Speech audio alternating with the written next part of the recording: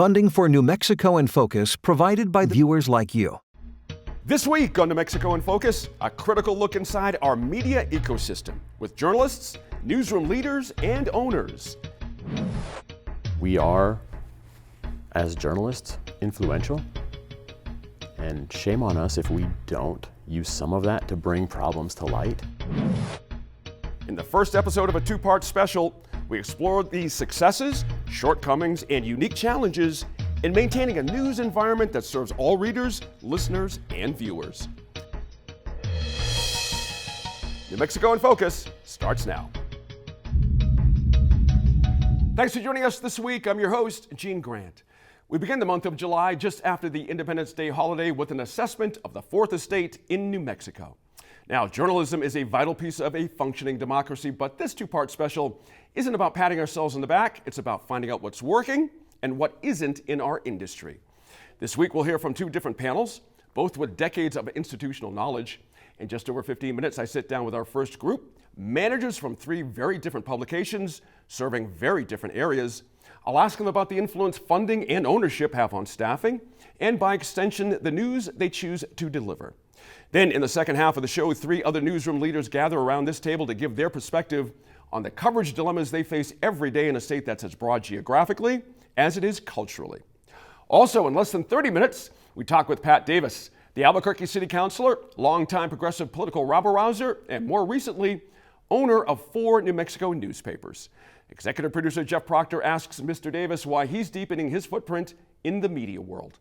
But we start the show with a rare inside look at what has long been viewed as the paper of record in New Mexico, the Albuquerque Journal. It's been a long time since a Journal boss got into the weeds of what makes the state's largest news organization tick. Jeff's other interview this week is with Patrick Etheridge, who was named the Journal's new executive editor in early May. They begin with where Mr. Etheridge came from. Patrick Etheridge, welcome to New Mexico in Focus. Thanks for coming down, and also welcome to Albuquerque. Thank you. Thank you so much. Pleasure to be here. So we are talking in this week's show about the media ecosystem and sort of the state of journalism in New Mexico. By the time folks see this interview, you will be about a month into your job as executive editor of the Albuquerque Journal.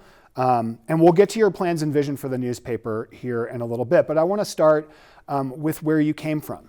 You have worked at and led newspapers in Nebraska, Kentucky, Indiana, and all sorts of other places. And I wonder how those experiences shaped you as a journalist in particular.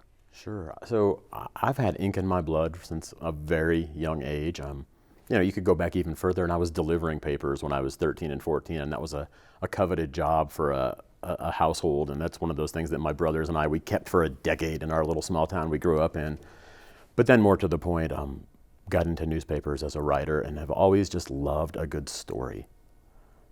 The meat of journalism, just telling a story, whether it be success in sports, watchdog journalism, or anything else, just there's a thrill and excitement that I get from just a good, meaty story. And that really has never changed. My positions have changed. I've climbed up the ladder, I guess, over the course of 28 years or whatnot. But that still drives me now, just doing good journalism and finding good stories that are important to people. I relate really strongly to that, actually.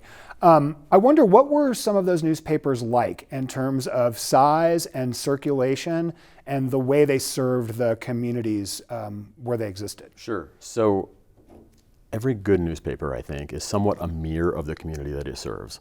So from that, the communities were vastly different. I started out in a little weekly newspaper as a very young cub reporter back in Nebraska. That's a conservative farming part of the country.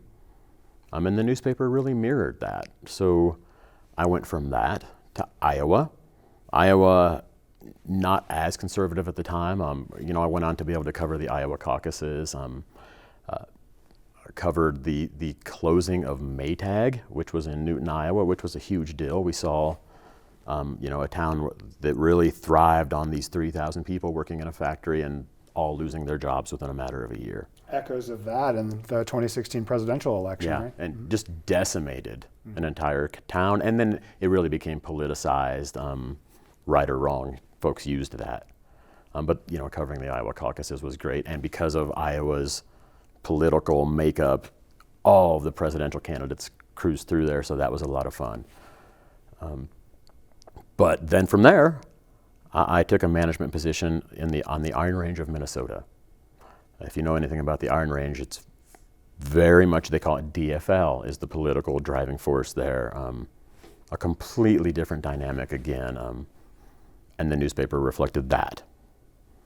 And really, that's been the case everywhere I've been, and I think it's very true here as well, that a good newspaper is really a good reflection of the community that it serves.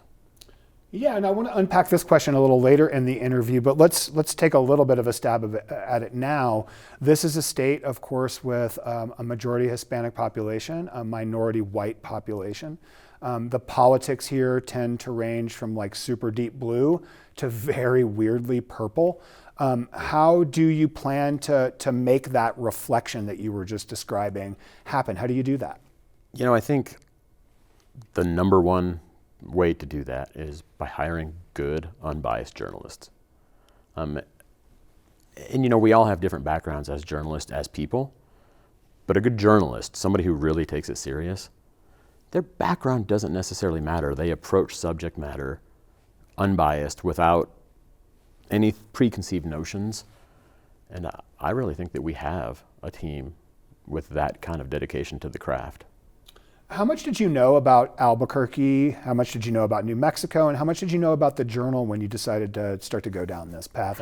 And I have to be entirely honest, very little, especially about Albuquerque and New Mexico. Actually, even when I came down here to interview, and it was a few-day process, I didn't get to see the mountains because we started the interview first thing in the morning, and the interview ended and it was dark as I was meeting people, and I was a little disappointed because I didn't get to see the mountains. Now I can read everything online. Obviously, I'm a reader based on my career, so I could read about the politics and the demographics, and so I knew it from that standpoint. I was really, honestly, more interested in the Journal at the time, because that's where I'm going to spend so much of my time. That's what it was very important to me to meet a lot of the staff and to get to know the history of the Journal. So that's probably where I invested all my time. Gotcha. What sold you on coming here? Honestly, first and foremost, Bill Lang and what the newspaper has done, the makeup of that paper. I think that Albuquerque and the entire state is so fortunate to have a paper this size, these kind of journalists, and a family that's been that dedicated to serving. I come from corporate newspapers, a long line of them, and still grateful for all the opportunities I've had. But sometimes the papers like that, there's almost a sacrifice sometimes of the product. And here, I feel like the Lang family and the staff as well are very dedicated to a top-notch product. And in a modern era of journalism, sometimes that gets pushed to the side plate, and I don't feel like it has here. Yeah, I think the notion of a family-owned newspaper is still romantic and attractive in a lot of ways. It really is. Digging a little bit deeper, sort of beyond that notion of newspaper as mirror, I want to talk some about your journalism values and philosophies. What kind of, from 30,000 feet or from 2 feet, whichever you prefer, choose your own adventure here. What is a newspaper's role in a community? I think that that's really multifaceted. I think there's a lot of things that a newspaper has to do for its community. Obviously, there's a watchdog portion to that should never go away. It's, you know, it's key to the invention of newspapers, the creation and the existence of newspapers. We have to be the agency that is watching tax dollars, making sure that our elected officials are being held accountable. That will never change, and I will hold steadfast to that. On a weekly basis, we talk about that. Are there things we need to involve lawyers in? Are there things that we perceive to be going on that are wrong right now with our local officials? And I think that news consumers, should always expect that. That will never change. We won't budge on that. But there are other things. I think a newspaper can help celebrate accomplishments in its community, whether that be sports, whether that be pride parades, really just all the things that happen in a community that make it special and that people in that community should be proud of. I think it's incumbent upon us to help celebrate those things.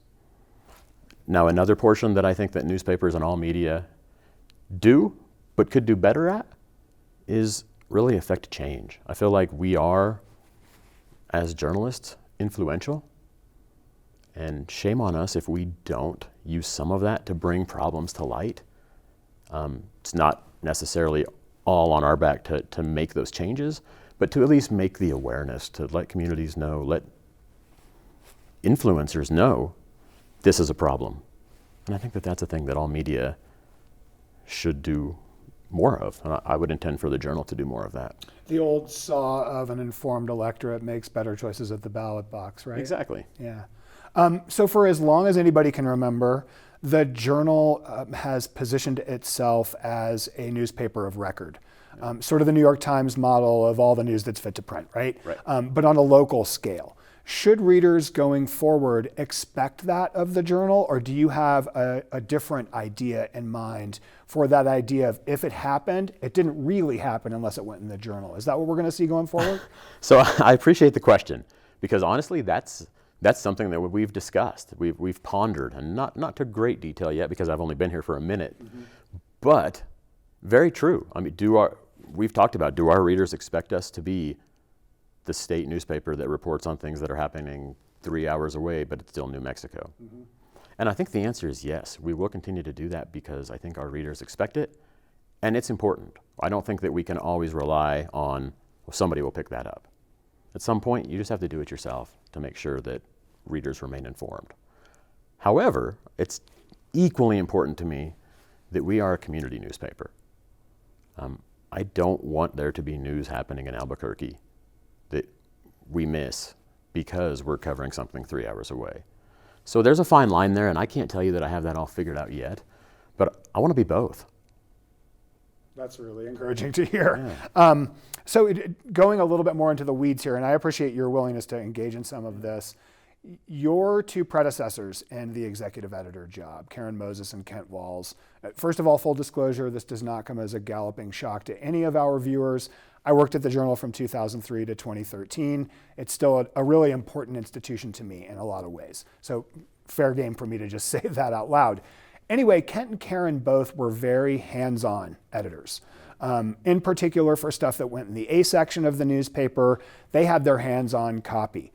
I wonder, and again, I know you've only been there a month, what kind of editor should we expect for you to be from that perspective? Do you plan on having your hands in the pie? So, again, a great question. That's something that I've been having a lot of discussions with my staff, even though I've only been here for a bit, because I don't take that approach. I don't believe that the executive editor is necessarily best served as a line editor on a daily basis. I think that I have some very qualified journalists, a number of very qualified journalists who have served this newspaper and our readers for a very long time and are more than capable of doing a lot of that. I see myself more as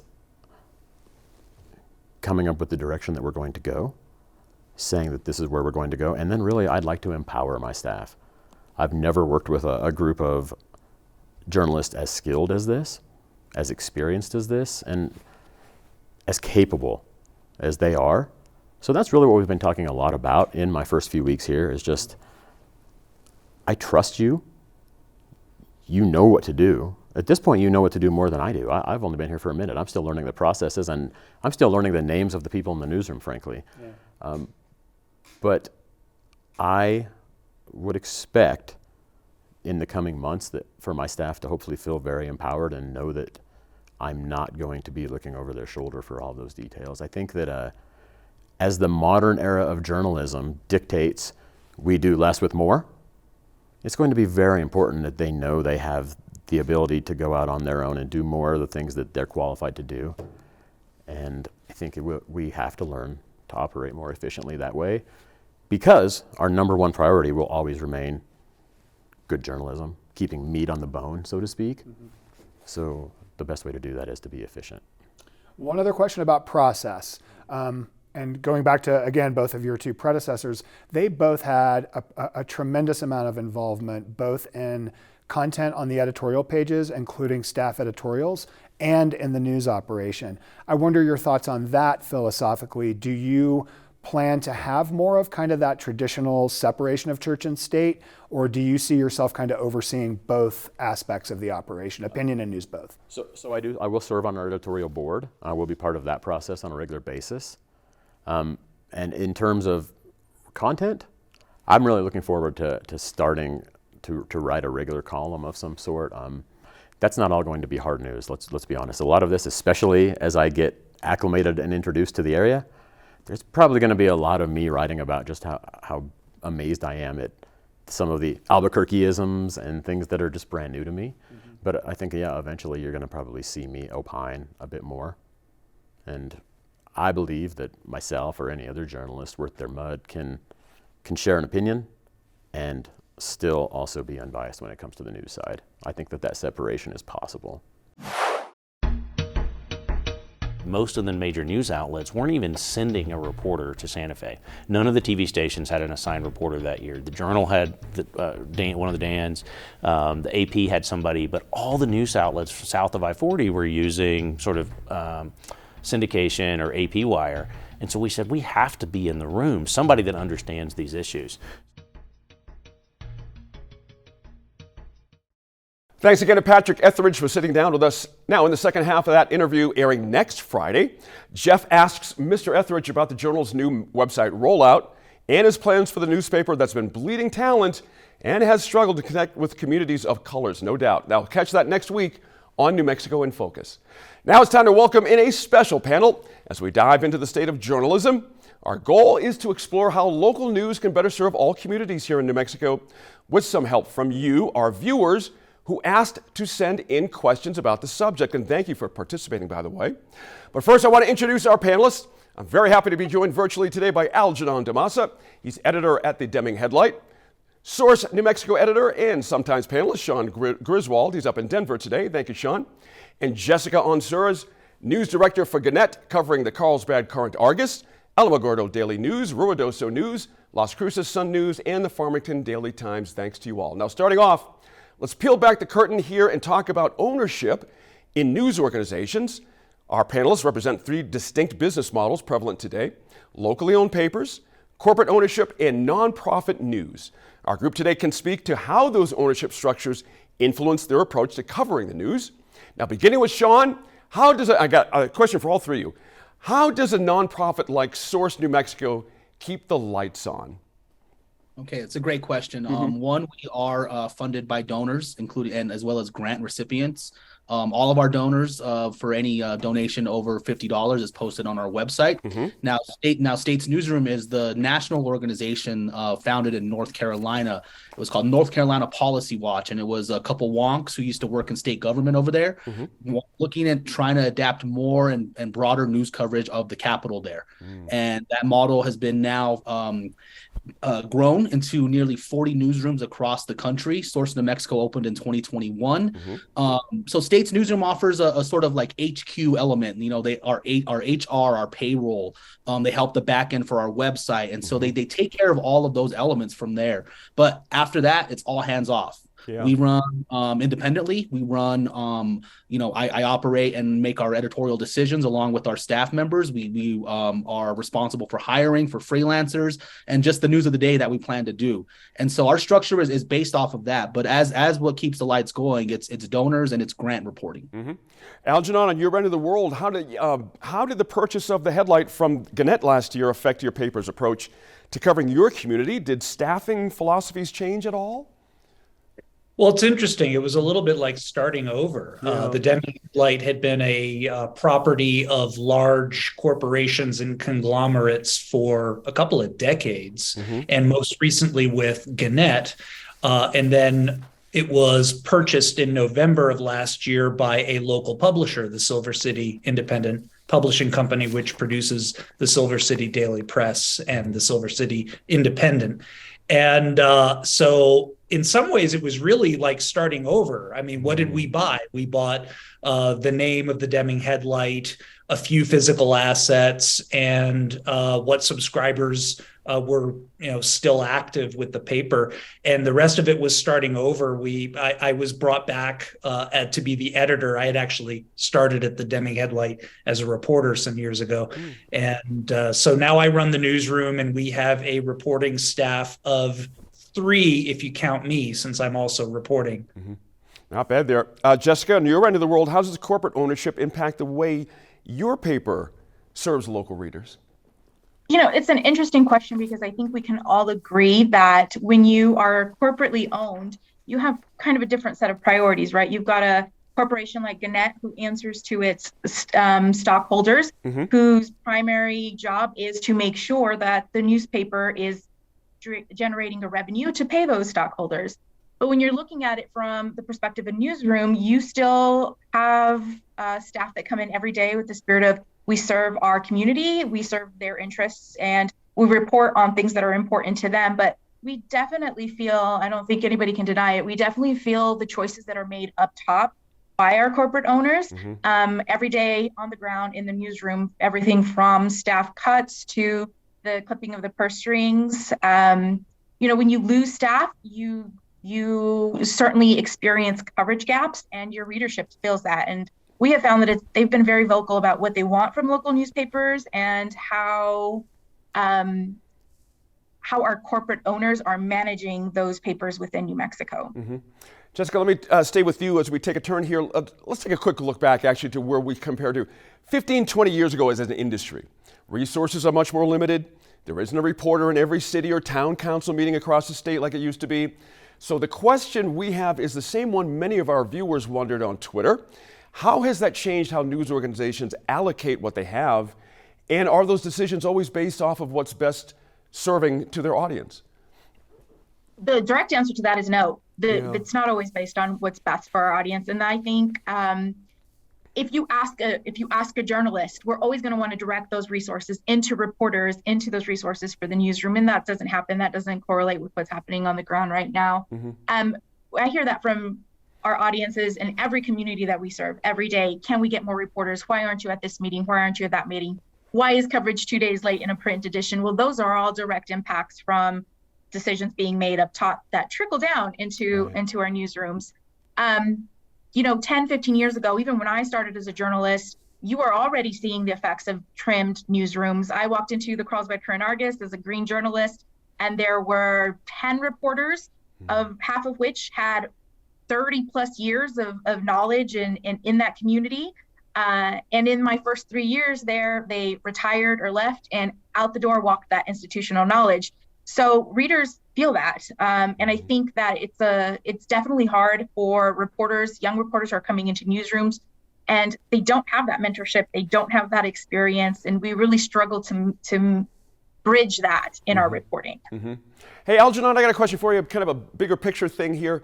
As you know, public trust in journalism across the U.S. is tanking.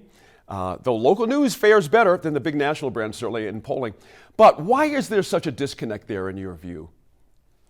There are a few reasons for that. And some of that can be attributed to shifts in journalism practices based on some of the ownership issues, the changing business models, or sometimes just confusion about the business models, but also coverage gaps contribute to that. One specific to the Deming Headlight is that for a long time, the coverage gaps were pretty wide. And so the paper relied on partnerships with local organizations to send us some things, which gets the independent news reporting entangled with PR, with public relations and promotional interests. And so actually, I think some of the independence, going back to some of that independence, which is what we're now trying to do, taking that back in some ways enhances trust, because they're starting to see more independent fact-checking and probing journalism again. But at the same time, it also has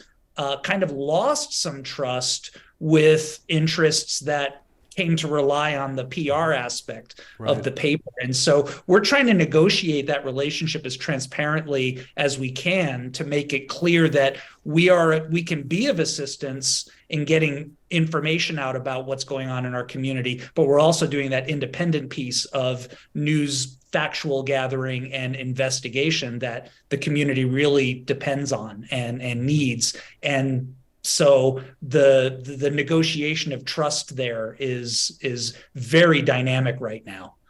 Interesting. Hey, Sean, here's a blunt question for you. For whom are we making journalism these days? The era of the paper of record and such is likely past, as is the notion that all stories are for all people.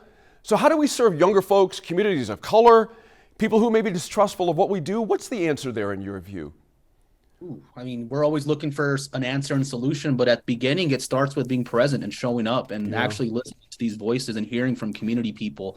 One thing about our model is that we're a Creative Commons website. So all of our stories and photos are available to republish for free. In fact, we are republished pretty much in every major newspaper in New Mexico, all of the Gannett papers that Jessica works for, Deming Headlight, Albuquerque Journal, Santa Fe New Mexican, Gallup Independent. We're broadcast on many of the public radio stations in New Mexico as well too, Santa Fe Taos. So our news is reaching people in all kinds of different spaces. In fact, in part because our model is a free publish. You know, most newspapers have to pay for an Associated Press fee to republish Associated Press wire stories, or Gannett to pay to republish photos, and all of ours is available for free, which is part of the model of getting news to people that matters. So if you're going to be present in news and covering a community policy topic, one, you need to include community members. I think that's also where we start to notice a lack of distrust in news, is people weren't seeing themselves in stories. You're hearing from leadership, to Algernon's point, you're hearing from PR people that might be trying to give you spin, people that are paid to talk to you. So when we do with our state-focused government coverage, we really try to include as many community voices of people. And this is not just elected officials or advocates. These are people who are actually impacted by all of the policy decisions that happen in the Roundhouse and over in D.C. Hey, Jessica, as more people question how the news is reported, the makeup of newsrooms has become a much clearer picture to consumers because they are predominantly male and white. Now, journalism is certainly not a lucrative career, and often these jobs go to those who can afford internships to live and don't need a whole lot of money. What can editors and publishers do to better diversify their newsrooms? Well, I think transparency is the place to start, right? So Gannett, to its credit, has for a couple of years now published an annual report that says, here's the makeup of our local newsrooms and our national newsrooms, and made it public. So it's there, the information is there, and we're very aware of where those gaps are, especially on a local basis. But we are doing the best that we can, I think, across every newsroom in New Mexico to take a hard look at who is reporting the news. Are they representative of the communities that they serve? I'll give you an example. Across my newsrooms, for a majority of my time as editor, I was the only person of color and the only Spanish speaker, and we serve populations that are more than 50%, people of color and Hispanic Now that's very speakers. telling. That's a very telling anecdote you just laid out there. And I can imagine you having to work in a newsroom with this kind of imbalance. It's difficult. It is, and it's also a matter of culture, right? We started asking ourselves as we tackle daily reporting, are we including those voices that you wouldn't technically hear of in the past reporting? It's exactly as Sean said. We want to find those community members who are most impacted and make sure we're telling the stories that they have. But the other part of that is recruitment. We, for a long time, had a really huge gap in the pipeline between college graduates, especially those from New Mexico who knew the state, knew its history, knew its politics, into the newsrooms of New Mexico. But there are great programs in place, and I'm super proud to be part of some of those that get recent college graduates into local newsrooms, get them experience, connect them with networks already present, and build those skills. But then again, it's kind of a catch, right? Because now you've got these newsrooms that are really scarce on resources. They're all competing to get these grant monies and these fellows and these interns. So we're kind of right back where we almost started. That's a brilliant lay of the land right there. I can't thank you enough for doing that. I think the two fellows will agree. We can let that stand in for what's happening in newsrooms right now. Thank you all for joining me today to have this conversation. We'll be watching your work closely. Now in about 50 minutes, I'll sit down with another group of journalists, this time from KUNM Radio, Searchlight New Mexico, and KOB TV. But once again to this panel, thank you all very, very much. We appreciate your insights. We need to concentrate on covering the community. And the same goes for the African American community. If there is something happening, that needs coverage, because it's not when something bad happens that you show up and you want to cover that community. You know, if there are positive things happening, it's, as journalists, it's our duty to cover that too. Pat Davis has been buying up newspapers like gumballs the last couple of years. He snapped up 4 publications at last count. Why would a 2-term Albuquerque city councilor and former cop turned cannabis industry consultant want to get into what many see as a dead-end business? Our Jeff Proctor put those questions directly to Mr. Davis in an exclusive interview. Pat Davis, thank you for joining me on New Mexico in Focus today. It's great to be back. Yeah, I appreciate you coming down, and it is nice to have you in person. So we're talking this week on the show about sort of the media ecosystem and the role of journalism in our state. And we will get to your role and all of that in just a minute here. I wanted to kind of start by having you describe the circuitous journey that has been your career path. You have been a police officer, the founder of a politically progressive nonprofit, and these days, the president of the Albuquerque City Council and a cannabis industry consultant. So how did those things inform your interest in news? Have you always been a news junkie? I didn't realize it, but I totally was. And after we sort of launched the first newspaper, my mom reminded me and said, oh yeah, like when we were growing up, I grew up in Georgia, back east, my dad would always take us to town every Thursday night to get an early copy of the Friday newspaper, because it had the rundown of the high school football games. Everybody's obituaries were there, and you had to know who to call and do all those things. And so there was a ritual around Thursday night. We got to go to town, and we got to go to Dairy Queen where my dad got the newspaper. And then there was a big piece about it. And then growing up, like sitting around my grandmother's table, my aunt was a county commissioner. All my my mom and my other aunts were all teachers or in the school system, and so they all talked about what happened at the school board meeting and all that. And we all sort of picked up on that a little bit, and I think I never lost that. But that was kind of that curiosity of what's happening, who made that happen, that turned into policing world. Because asking those questions and trying to figure that out is a lot like journalism, I figured out. Yeah, that's really interesting. So I mentioned a minute ago the nonprofit that you founded. Gosh, when was that with Progress Now? 2010? Okay. It was like 2020, 2011, yeah. Okay. As soon as Susana Martinez came into office and all the progressives freaked out. Right. Yeah. So how did you use that role and that nonprofit, and how did it interact with the news media in ways that you felt were sort of advantageous to your agendas at the time? Well, you think about the sort of the nonprofit ecosystem now, right? Voices has been around a long time as a really, New Mexico Voices for Children is a good policy group. There were some organizing groups that were loosely affiliated. Labor was doing a lot of door knocking and organizing. But everybody looked at this and said, what happened in what was supposed to be a blue state? We started to see Republicans gaining ground and said, what was going on? And we saw 2 things happen. One, there was less media coverage of issues, and so that made it harder for us to talk about those kitchen table issues with facts. And 2, nobody from the progressive side was really reaching out to the news, was really trying to be an influencer on commentary and opinion and putting the left progressive message out. So that was our job. We had these really smart policy people who were working inside the room. Our job was to be outside the room, get media attention on the crisis, on potential solutions, who was trying to solve the problems and who wasn't. And it became incredibly successful, in part because no one else was doing it from the left. Even the Democratic Party at the time was sort of struggling to raise money to just hire basic folks. And so we became a nonprofit sort of newsroom for all the nonprofit infrastructure. Yeah, I mean, I can certainly remember being a reporter during that time myself and hearing more often from conservatives than I did from progressives.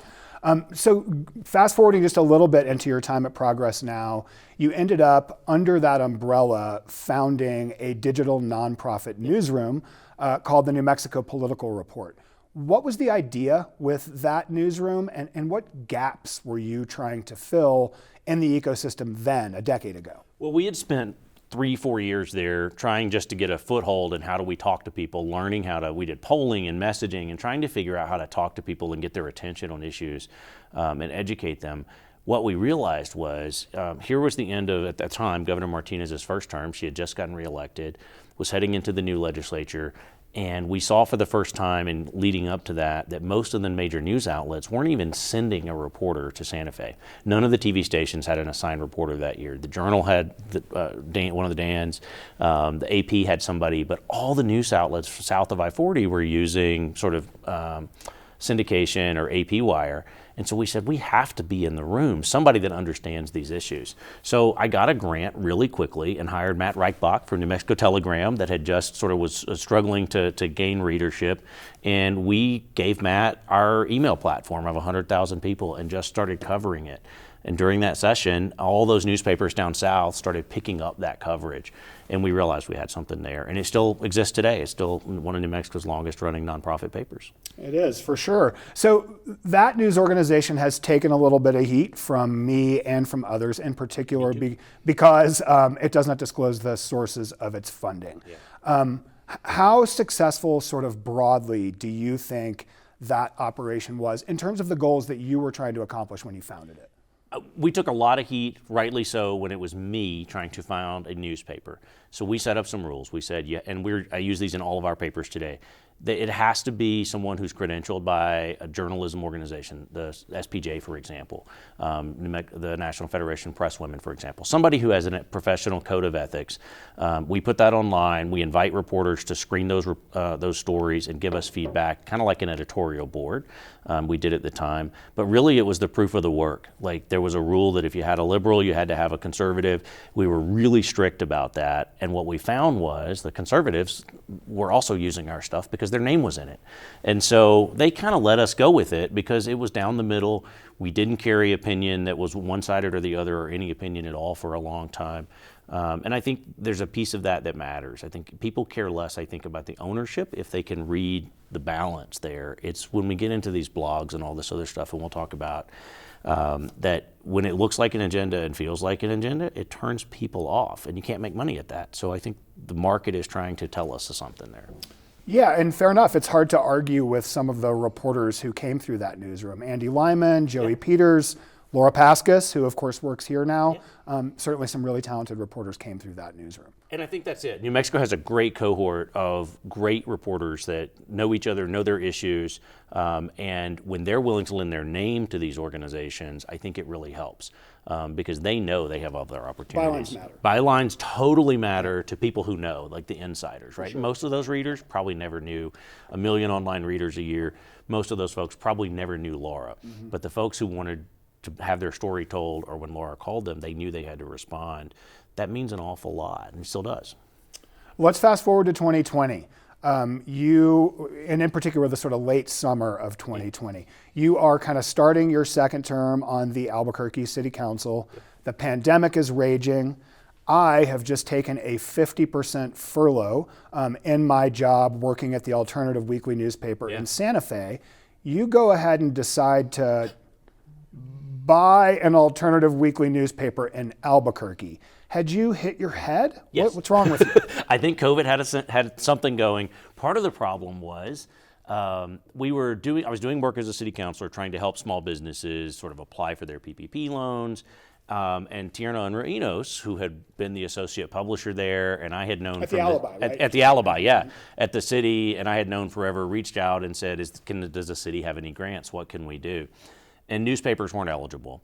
And so we were looking at other ideas and really started talking to the old owners and saying, what's going on? Well, it turns out that for the first time in 27 years, they were going to stop publishing, right? There was no, you think about alt weeklies, and you know this, totally based around activities and events and restaurants and things to do. Congregating. Yeah, and that's kind of a thing we couldn't do. And so we made an offer to buy the old Alibi. As it turned out, it was probably too far gone at that point. But what we decided to do was we saw a gap. The Journal was doing as much as the Journal could do in Albuquerque, but there were these micro stories, these community stories that needed to be told about artists and small businesses, and in my district, for example, that we were helping. And so I teamed up with Abby Lewis, a lawyer here in town, and we offered everybody that worked at the Alibi the chance to come over and start a new newspaper and see if it was worth doing. And we thought we would have about 6 months that we could figure that out, and then hopefully pandemic would be done and all that money would come back. And of course, 2 years later, it never did. But what we really learned was there was some great reporting in there. And so we put a digital focus on it. I brought all my skills from Progress Now and the digital political world about how to gain readers at the time through Facebook and Twitter and all those things. And we gained more than 50,000 email subscribers in the first year just by giving the news away. People wanted anything they could find about COVID, about what was happening. And we realized that you could have a digital first paper with the credibility of a print paper. And we had taken it down, I think, to 8 pages, right? The pickup version was just, 2 folds. Yeah. But as things came back into life, we've been able to bring that back up. But it was not, the idea of buying a newspaper was not on the list when I got into city council. Not on your bingo card, if you will. Yeah, definitely not on the bingo card. So one thing I want to talk about in terms of like how you think it has satisfied, again, like we were talking about with the political report, what you were hoping to accomplish there, those gaps you talked about. You told my friend Alex DeVore, who's the culture editor at the Santa Fe Reporter at the time, that one of the things you really felt like the Journal was falling down on were the sort of deeper dive, heavy investigative pieces. Do you think folks have seen as many of those in the paper, which is what you rebranded the Alibi into essentially, as you had hoped at the beginning? At the very beginning, I think we did. There were opportunities with a lot of nonprofit grant dollars to sort of keep newspapers afloat, and a lot of them sort of winked a nod and let us say that we were the continuation of the Alibi for their grant purposes, which was huge. Like, this wouldn't have happened without nonprofit journalism support. But when you look at that first year, right, we won the best right-wing reporting from AAN, which is the Association of Alternative Newspapers, the alt weeklies. Best right-wing reporting for the day after Couy Griffin showed up in the U.S. Capitol. We grabbed those videos before he deleted them, and that literally started his path. Was from the newsroom at the paper. That reporting used in the impeachment trial of Donald Trump from an Albuquerque alt weekly that had been in business about 6 months.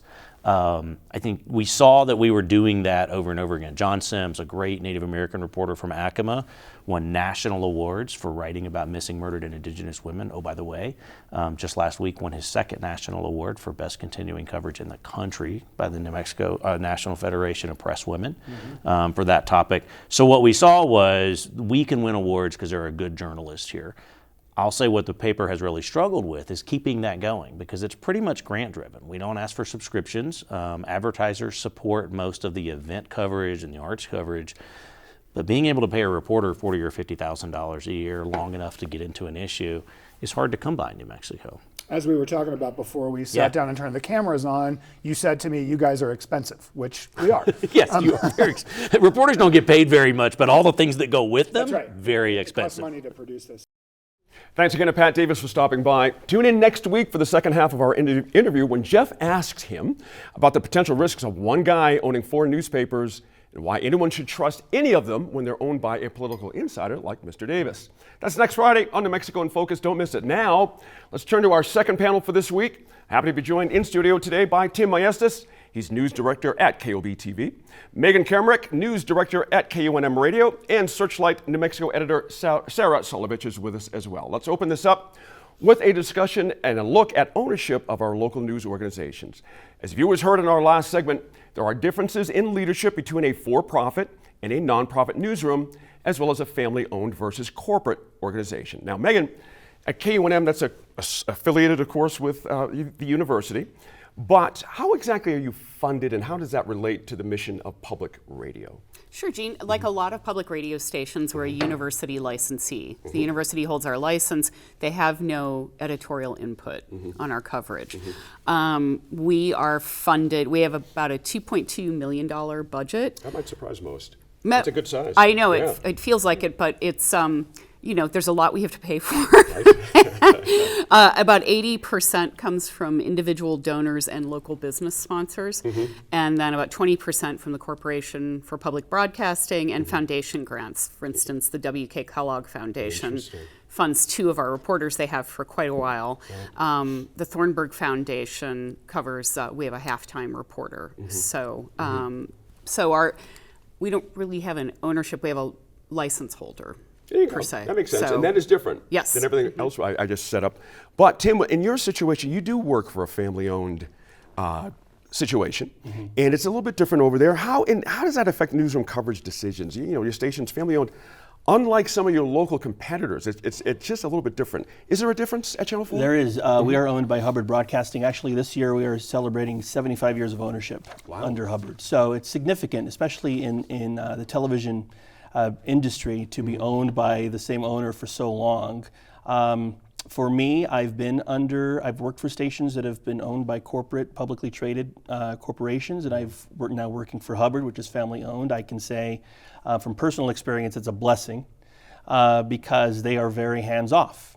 We have about 8 TV stations, and they have several dozen radio stations across the country in major markets. We are their second largest station behind KSTP in Minneapolis, which is the ABC affiliate. But they are very hands-off. I don't have a corporate news director. I don't have anyone from on high telling us or dictating how the decisions we're making from a daily perspective, also big picture. They really trust local managers to make smart decisions for the communities that they serve. So it's different. It's noticeably different. That's right, exactly. Sarah, welcome to the table. First of all, your first time here. Really pleased to have you here. Tell us about what you do there. Your funding, of course, same questions at Searchlight New Mexico. How does that work for you guys? So Searchlight was launched about 5.5 years ago, and we have always been, a nonprofit that relies largely on foundations. Our largest foundation is the Robert Wood Johnson Foundation, but we also have other national, state foundations. We also have some major philanthropists. And what happens is that a foundation might say, we're interested in health coverage, or we're interested in education, whatever. They'll pick kind of a coverage area occasionally. But the wonderful thing is they never suggest stories to us. They never tell us what to do. There is absolutely no interference. And we're increasing also our individual donors, reader kind of memberships and subscribers around New Mexico. Right. All 3 of you make a point that you don't get interference from your respective situations. That's important for listeners and viewers to know, Tim, isn't it? I think there's a perception out there that there are things from on high that you have to respond to. How do you beat back that kind of perception? It's difficult.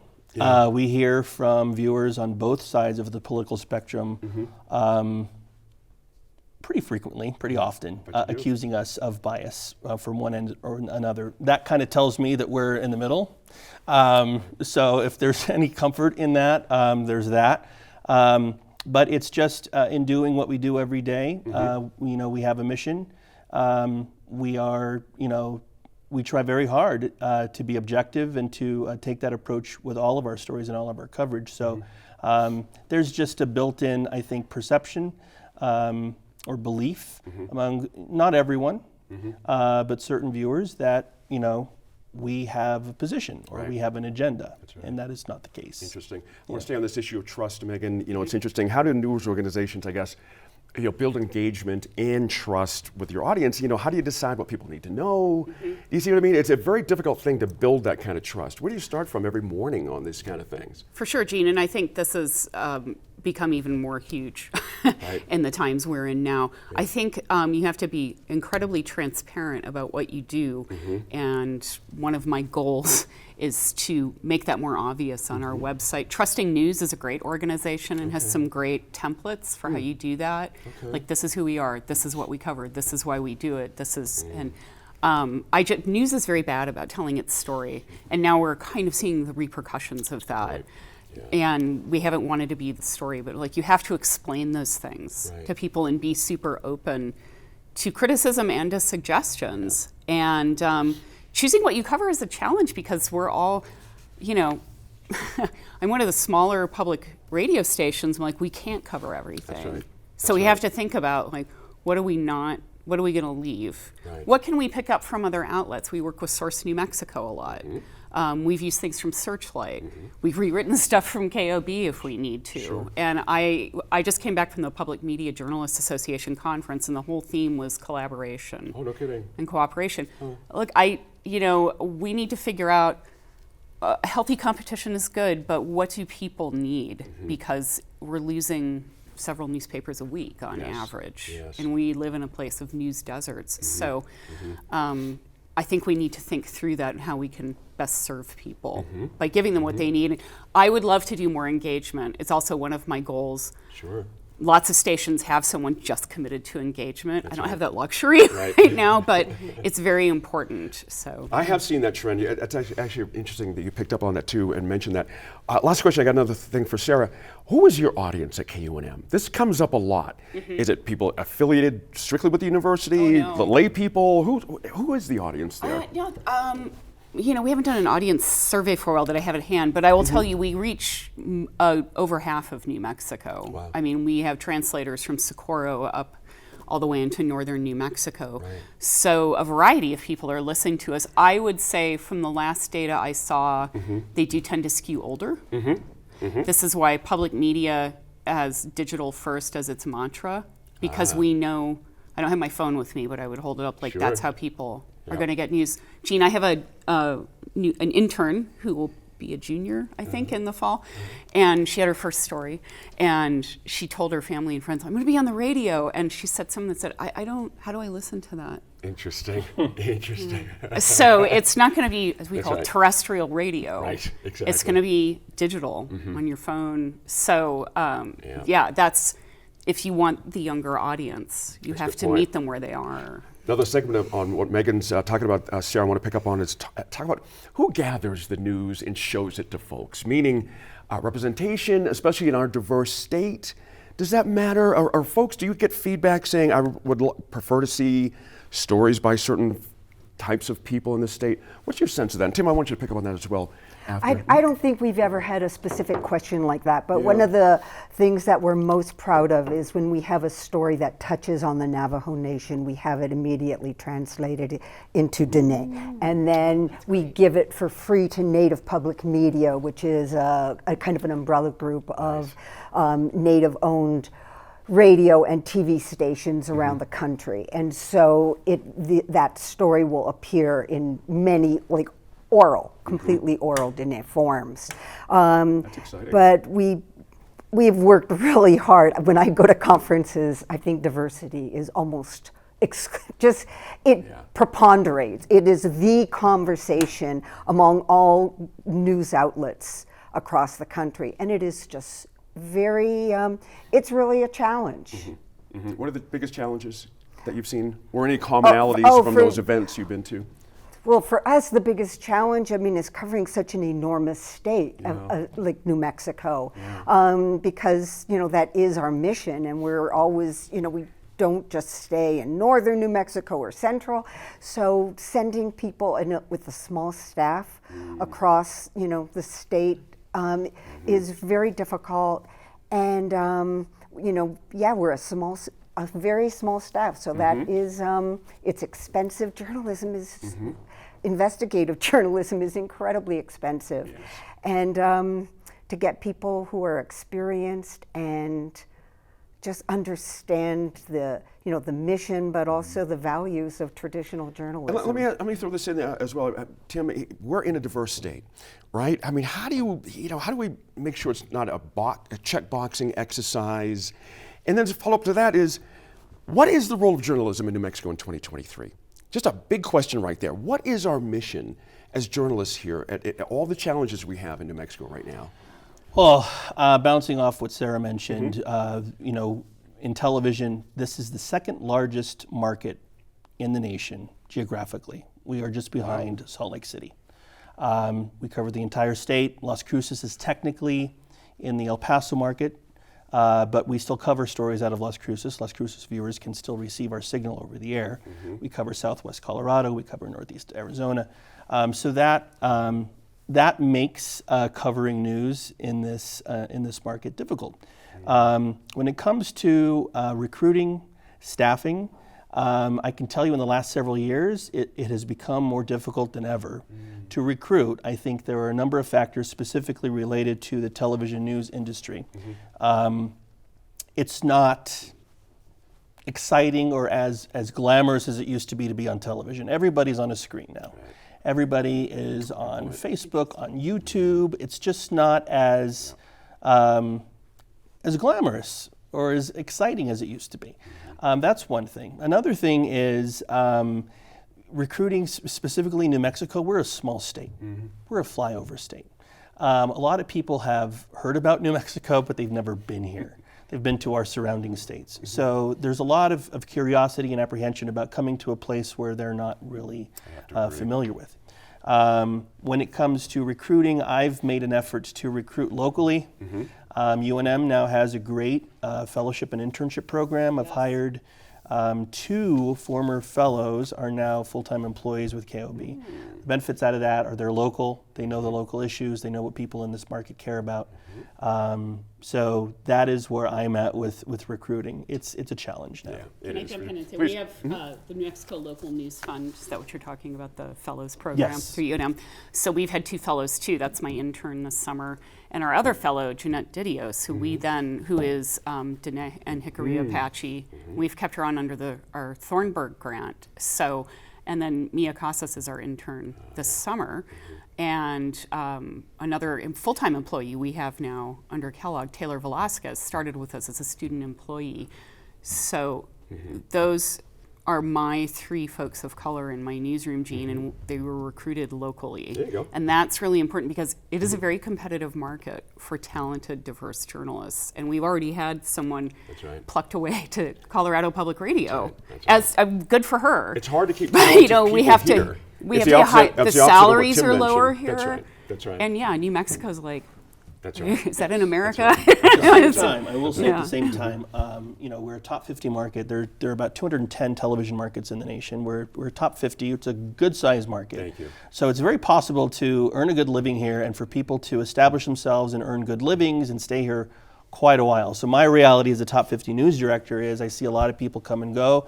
Viewers will see a lot of people come and go, but there's also a good amount of people who fall in love with New Mexico for whatever reason. They meet the love of their life, or they start a family, or they just love it here. That's right. And that's not surprising, That's right. but they end up staying here. So there's also a rich amount of talent, a rich bank of talent here. And I think New Mexicans should appreciate that. Yeah. There are people in this market, radio stations, newspapers, television stations, who could very well be working in much larger markets, but they're here. There's a lot of talent here. It's, the news that we see in this market is good, high quality journalism. Good And stuff. there's so many good stories here. Yeah. And I always. also see that one of the great advantages is hiring people who are from New Mexico.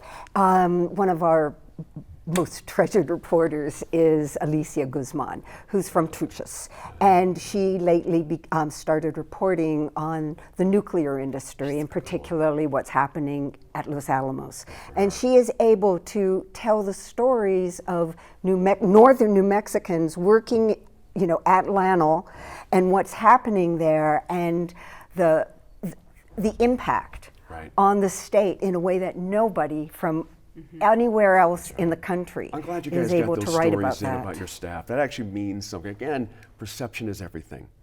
Not getting orders from on high, hiring local. You guys are doing great stuff. Thanks you all for your perspectives this week. We hope you all found it valuable, and we hope you too, the viewer, did as well. Now, be sure to let us know what you think about any of the topics the line covered this week on our Facebook, Twitter, or Instagram pages, and catch any episode you might have missed on our PBS app, which is really cool, your Roku, or your smart TV. Thanks again for joining us. Stay informed and engaged. We'll see you again next week in Focus.